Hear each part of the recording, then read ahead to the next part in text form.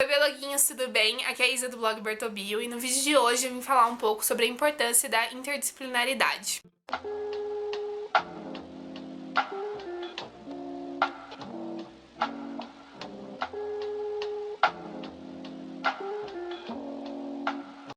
Quando a gente fala de interdisciplinaridade, a gente pensa que é um assunto só para aqueles professores já formados, né, como eu sou, por exemplo, mas nem sempre. Para você que está aí iniciando num curso de licenciatura, seja biologia, química, história, matemática, física, qualquer curso, gente, de licenciatura, você precisa, né, como estudante, ter essa visão.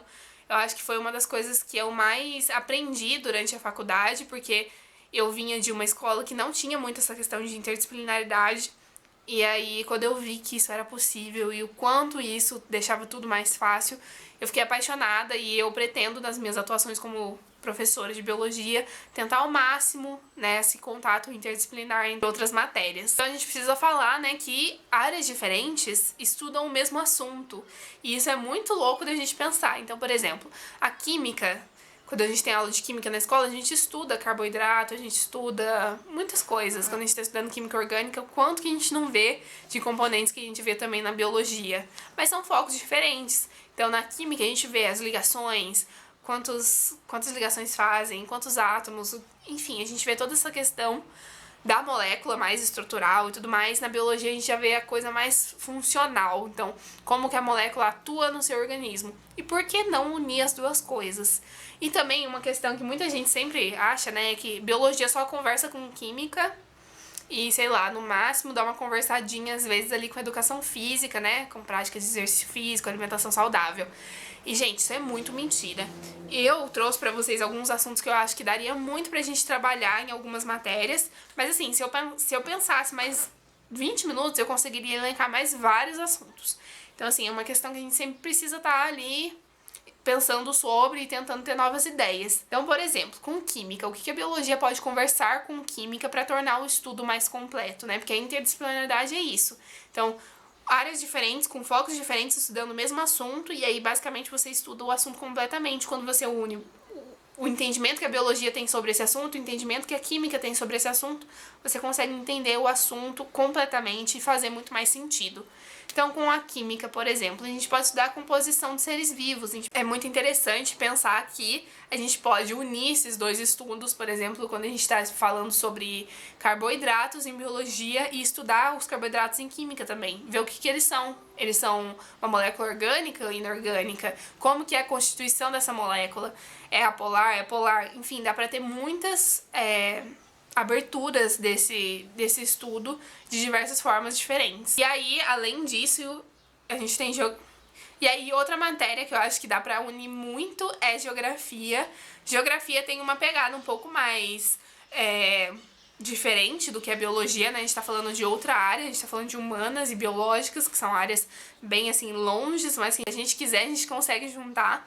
Então, por exemplo, geografia e biologia poderiam se conversar falando sobre problemas ambientais, e isso poderia acontecer de diversas formas, desde estudando mais a fundo isso no Brasil e estudando a área do Brasil, ou estudando isso de uma forma mais global, mundial mesmo.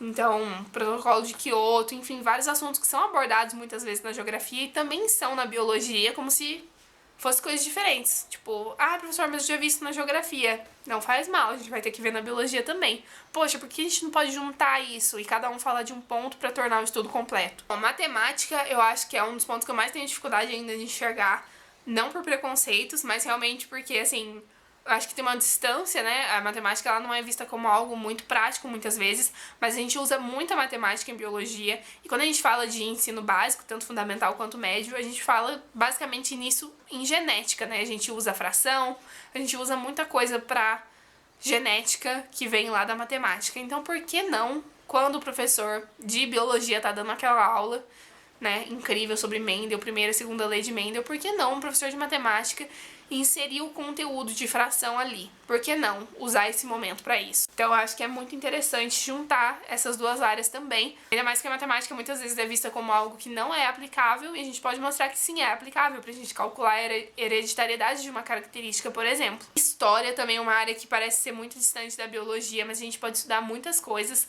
e eu acho que uma das coisas que eu mais quero fazer na minha vida é uma vez na vida, assim, conseguir uma parceria com algum professor de história pra gente estudar as maiores pandemias, as maiores doenças que já ocorreram ao longo da história. Então, pegar aquele contexto histórico e tirar o ponto biológico, e eu trabalhar isso na biologia, então a gente estuda, por exemplo, teve um surto de tal doença, você vai, pega essa doença, estuda, é um vírus, é uma bactéria, qual que é a estrutura, qual a profilaxia, tratamento, hoje em dia tem vacina, e aí leva isso pra história e vê o estrago que isso causou na época. Eu acho que é muito incrível, e eu acho muito mais legal ainda nesse momento que a gente tá passando por uma pandemia que a gente viu como é horrível. Então agora parece que a gente vai conseguir entender ainda mais o que os professores de história falam sobre grandes doenças que afetaram aí ao longo desse período da Terra. Em relação ao português, eu acho que a gente pode juntar muito o português e a redação científica.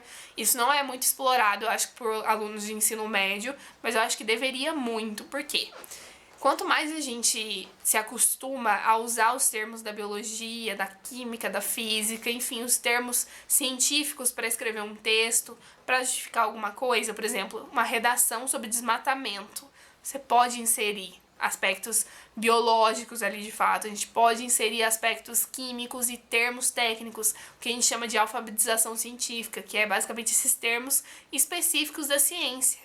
Então, por exemplo, mitocôndria é um termo específico da ciência. Então, será que você consegue escrever um texto sobre mitocôndria? Ou isso é muito distante? Ou se você, sei lá, consegue escrever um texto sobre a fotossíntese? Ou você só consegue entender a fotossíntese quando ela vem em forma de múltipla escolha? Então, acho que isso seria muito importante também para trabalhar tanto a biologia quanto o português. Basicamente, são essas as minhas pontuações sobre interdisciplinaridade. Se você tá começando agora num curso de licenciatura, começa a pensar sobre isso, sabe? Acha algum amigo de outro curso, tenta pensar em algum outro projeto para ser desenvolvido. Eu acho que isso sempre vai ser muito enriquecedor para ambas as áreas. Por exemplo, se for fazer uma parceria com história, vai ser muito enriquecedor para o professor de história e pra mim também como professora de biologia, porque eu acho que tem muita coisa de história que eu não sei, assim como eu acho que tem muita coisa de biologia que o professor pode ter esquecido do ensino médio dele. Então eu acho que todo mundo sai ganhando nessa história, inclusive os alunos, principalmente os alunos, tá bom? Então é isso. Espero que vocês tenham gostado do vídeo. Não se esqueçam de se inscrever no canal, de deixar um gostei aqui embaixo. O blog, o Instagram, o Twitter, tá tudo aqui no Vox Informação. Eu espero muito vocês por lá também. Beijo e até o próximo!